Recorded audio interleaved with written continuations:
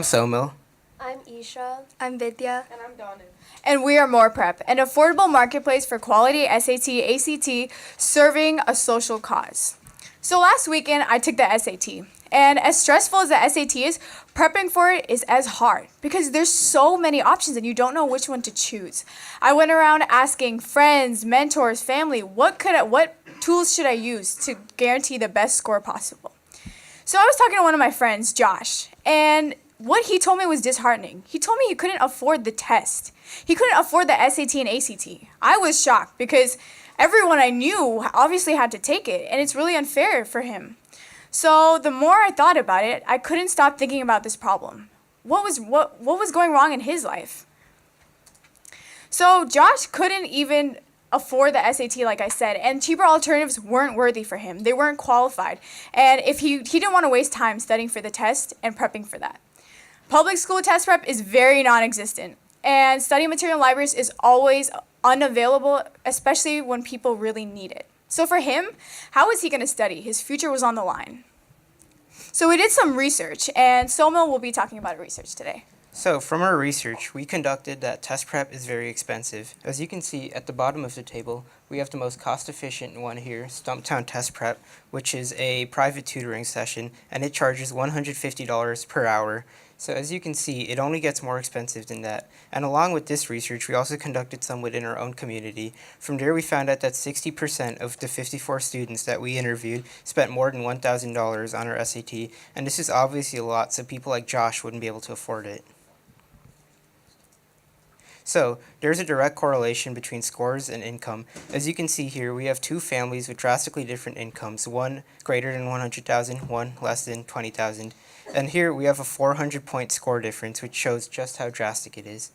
And with that, we wanted to build a solution, one that's affordable to all students that'll help them as much as it'll help these guys. So we came up with our solution. So here's a quick recap of how we got there. We started off with an original Q&A app that that gave a short burst of 15 questions every day for repetition practice. And it was targeted at all students, no matter the economic levels or the status. However, with customer validation, we found out that we needed to change. We needed a website that was mobile friendly so you could access it from anywhere, and this attracted underprivileged students. And we got our questions for these underprivileged students from a marketplace where we allow crowdsourced questions.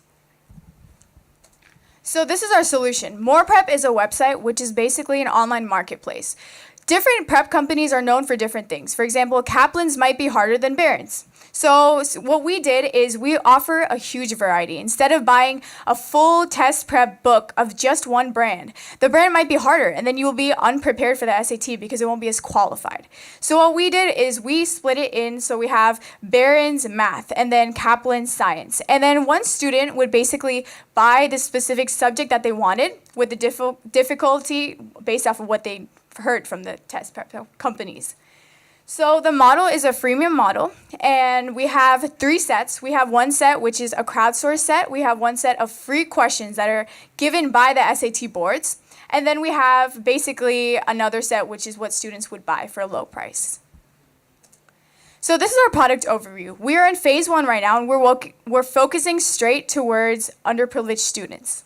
So basically, free questions from the companies that give it, we have those on our website, and then connected that to underprivileged students.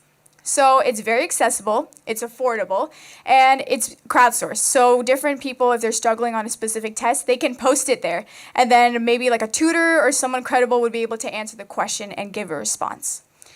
We have question bank, like I said, from credible sources, which is very useful for students. So phase 2 is the premium phase, which is acquired questions from companies. So that is for a low cost. So basically, those questions would go into MorePrep, and then this is more directed towards general students in general. So the students can go to MorePrep and then get those questions. So that one is customizable sets. So again, you buy your different sets, it collects, it compiles it, and then every day you get a burst of about 15 questions or 20 questions based off of what you choose. We also plan on having one-on-one tutoring with virtual tutors who motivate you, who teach you things you might not know how to do, and it just helps students feel more focused. So now Isha's going to tell us about how we acquire students. So far, we've actually started to reach out to schools through interviewing so that we get more information on our product. And we've started to spread the message that we're there to help underprivileged students.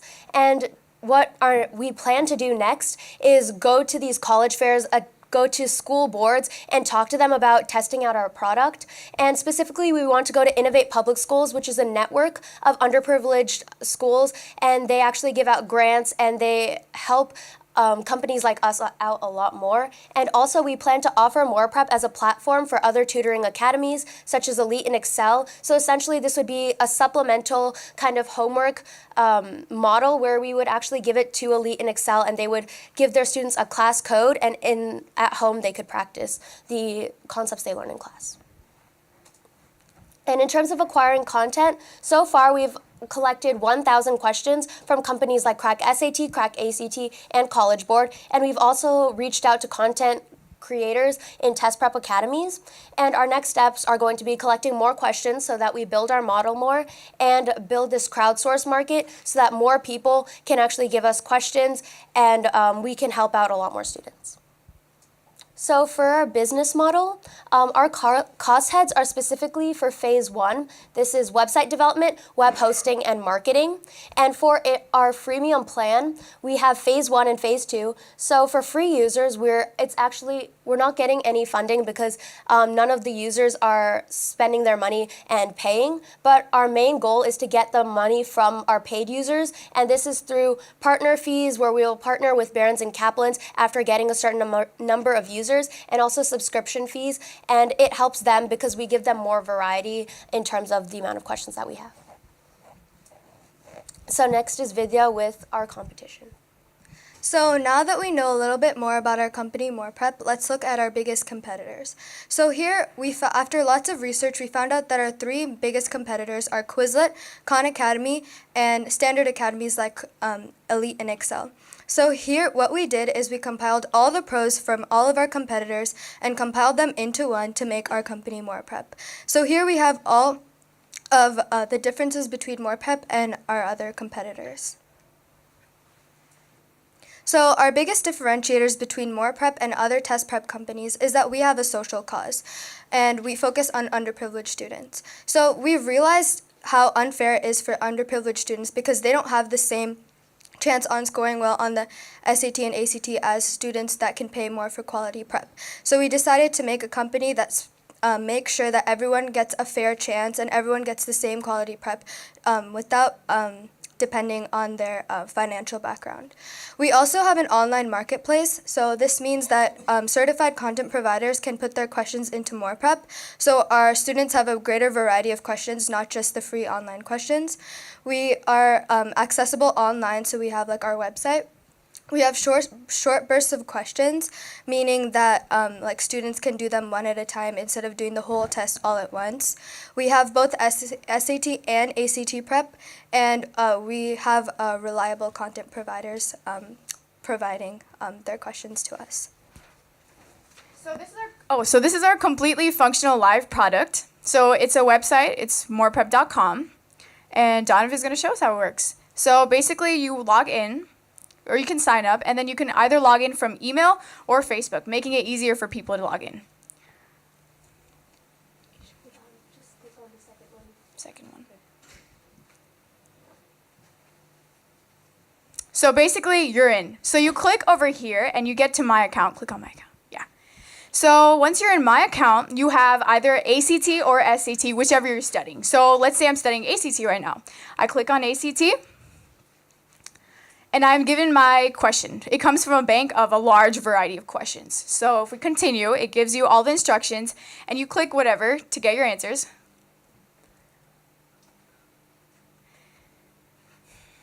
So you keep moving through these questions based off of difficulty. And even if you struggle with it, you would still guess, because towards the end, there's explanations.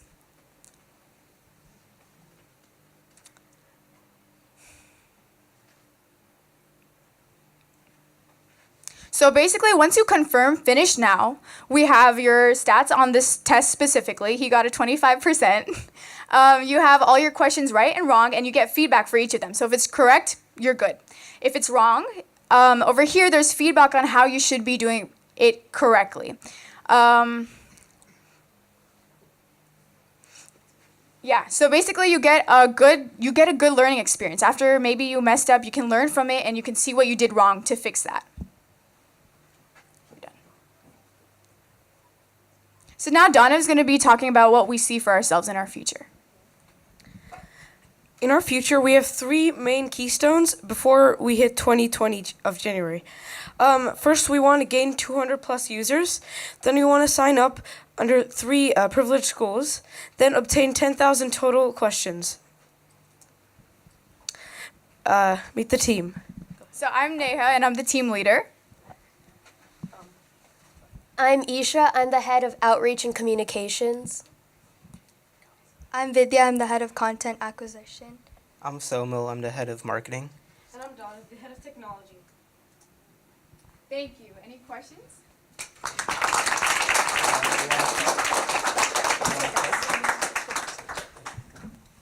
I think you guys can keep the. They have one already. Yeah, I got it. Go ahead. So, have you done any market sizing? Like how many students in the country, how much time they spent, etc.?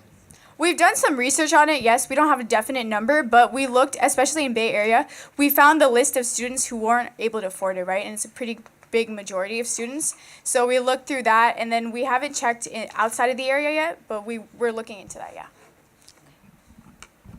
So I like the presentation, well done. My question's more around how you figured out what you will do as part of the team. So when you came together, talk to me about how you assigned different roles. How did you go through that process? So we looked at each other's strengths and weaknesses, and then we focused on who's like stronger in maybe speaking, who's stronger in maybe like visual. So like for the slides and stuff like that, who can do research. So as of right now, like Isha researches out to people, she reaches out to people and communicates with them. It's like that, yeah.